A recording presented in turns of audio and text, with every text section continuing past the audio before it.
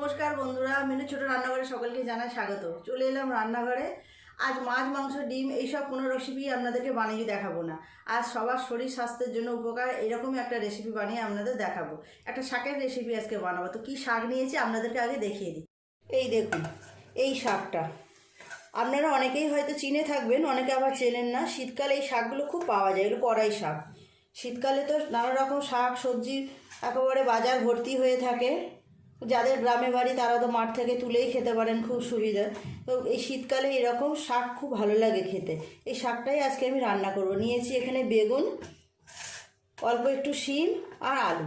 এই শাকটা ভাজা খেতেও যেমন ভালো লাগে তেমন তরকারি খেতেও খুব ভালো লাগে। আর এই শাক তরকারির মধ্যে আমি একটু বড়ি দেব। এই শাক তরকারির মধ্যে আমি এই যে মটর ডাল ভিজিয়ে রেখেছি কালকে রাত্রে, বেটে বড়া করে দেব। এটা দারুণ খেতে লাগে, খুব সুন্দর খেতে লাগে। প্রথমে আমি সবজিগুলো কেটে নেব। এই শাকগুলো কিন্তু খুব ছোট ছোট করে কাটতে হয়। এই শাকটা খেতে ভালো লাগে। তারপরে যে মটর কড়াইয়ের শাক আছে ওগুলোও খেতে খুব ভালো লাগে। সব সবজিগুলো ছোট ছোট করে কেটে নেব। এই শাকগুলো এরকম বেগুন দিয়ে ভাজা খেতেও কিন্তু খুব ভালো লাগে। পুরো বেগুনটা দেব না, এইভাবে ছোট ছোট করে আলু, বেগুন, শিম কেটে নিয়েছি। শাকগুলো ছোট ছোট করে কেটে নেব। সবজি সমস্ত শাকগুলো সব এইভাবে কেটে নিয়েছি ছোটো ছোটো করে। শাক সবজিগুলো ধুয়ে নিয়ে ফিরে আসছি রান্নাঘরে। শাক সবজি সব ভালো করে ধুয়ে নিয়ে চলে এলাম। আগে মটর ডালটা বেটে নেব।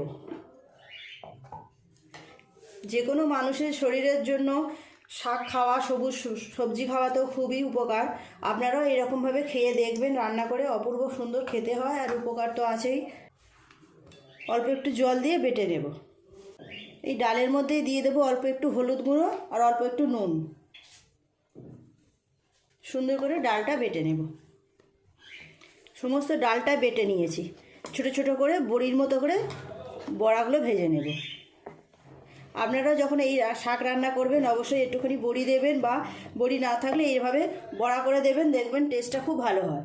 কড়াই চাপিয়ে দিচ্ছি, কড়াই গরমও হয়ে গেছে। দিয়ে দেব তেল। ছোট্ট ছোট্ট করে এরকমভাবে বড়ির মতো করেই বড়াগুলো করব। শীতকালে তো বাজারে প্রচুর শাক সবজি পাওয়া যায়। শীতকাল মানেই কিন্তু সবুজে সবুজে সমারোহ একেবারে। খুব ভালোও লাগে দেখতে। আর সবুজ শাক সবজি খাওয়া তো আমাদের শরীরের জন্য, চোখের জন্য খুব উপকার। অবশ্যই আপনারাও এইভাবে খাবেন শাক পাতা। বড়াগুলো উল্টে দেব। এই পাশটা হয়ে গেছে।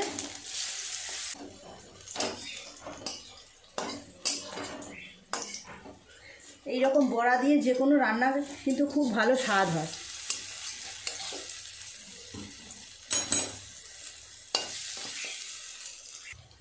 এই বড়াগুলো ভাজা হয়ে গেছে, তুলে নেব। আর যেটুকু ডাল আছে একইভাবে বড়াগুলো বানিয়ে নেব। এই বড়াগুলো ভাজা হয়ে গেছে, তুলে নেব।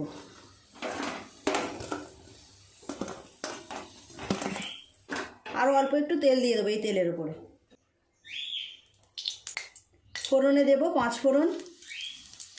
খুব কম মশলা দিয়ে আমি এই রান্নাটা করব।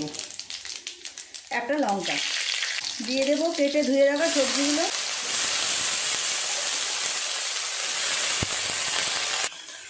নেড়ে চেড়ে সবজিগুলো একটু ভেজে নেব, তারপর শাক দেবো।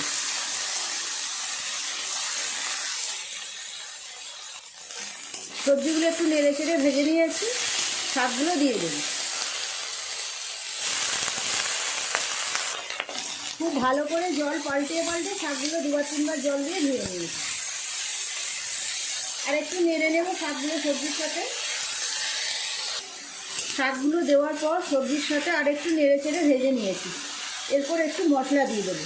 মশলা বলতে কি, প্রতিদিন যেগুলো ব্যবহার হয় সেই রকমই মশলা দেবো। অল্প একটু হলুদ গুঁড়ো, খুব অল্প লঙ্কা। আপনারা যদি ঝালটা একটু বেশি পছন্দ করেন তাহলে আর একটু ঝাল দিতে পারেন। দিয়ে দেবো 1/2 চামচ জিরের গুঁড়ো। দেবো নুন, খুব অল্প, নুনটা বুঝে দিতে হবে।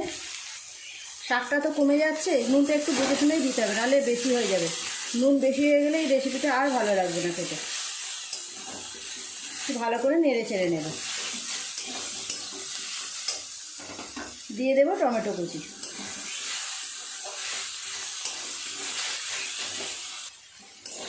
মশলা দেওয়ার পর আর একটু নেড়ে চেড়ে নিয়েছি, জল দিয়ে দেবো সিদ্ধ হওয়ার জন্য।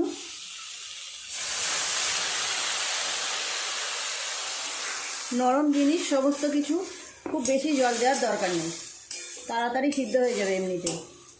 চাপা দিয়ে দেব। 3-4 মিনিট এইভাবে ঢাকা দিয়ে রেখেছিলাম। দিয়ে দেবো এবার বড়াগুলো। বড়াগুলো প্রথম থেকে দিলে একদম গলে যাবে, সেই জন্য প্রথমে দিইনি।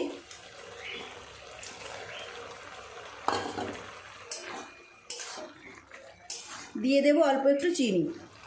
যে কোনো শাক রান্নায় একটু চিনি দিলে খেতে ভালো লাগে। 1 চামচ দিলাম। আর একটু নেড়ে চেড়ে ঢাকা দিয়ে দেব। 2-3 মিনিট এরকম চাপা দেওয়া থাক, তারপর খুলে দেখব। আরও 2-3 মিনিট এইভাবে চাপা দিয়ে রান্না করেছি শাকটা, এবার খুলে নেব ঢাকাটা। জলটাও অনেকটা কমে গেছে, আর একটু শুকনো হয়ে গেলে জলটা নামিয়ে নেব। খুব বেশি সময়ও লাগে না এইরকম রান্না হতে।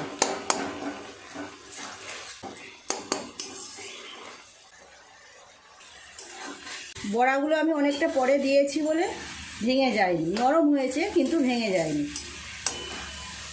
নামিয়ে নেব, হয়ে গেছে পুরোপুরি রেডি।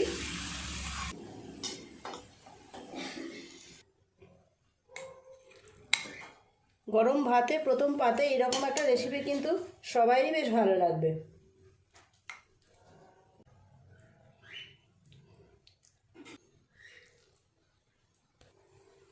আপনারা যারা কোনোদিনও এখনও এই রেসিপিটা ট্রাই করেননি, একবার করে দেখবেন।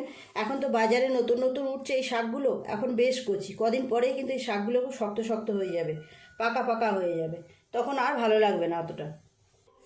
বন্ধুরা, রেসিপিটা কেমন হয়েছে দেখুন, দেখেই বেশ ভালো লাগছে না? এই রকম রেসিপি কিন্তু খেতে খুব ভালোও লাগে, ভালোও হয় এই ধরনের তরকারিগুলো। প্লিজ বন্ধুরা, আজকে রেসিপিটা কেমন লাগলো কমেন্ট করে জানাবেন। ভালো লাগলে একটা লাইক করে দেবেন। আমার চ্যানেলটি সাবস্ক্রাইব করে দিয়ে পাশে থাকা বেল ঘন্টিটা ক্লিক করে দেবেন। তাহলে যখনই আমি এইরকম নতুন কোনো ভিডিও আপলোড করব, সবার আগে আপনার নোটিফিকেশানে পৌঁছে যাবে। সবাই খুব ভালো থাকবেন। দেখা হচ্ছে পরের দিন নতুন কোনো রেসিপির সাথে। নমস্কার।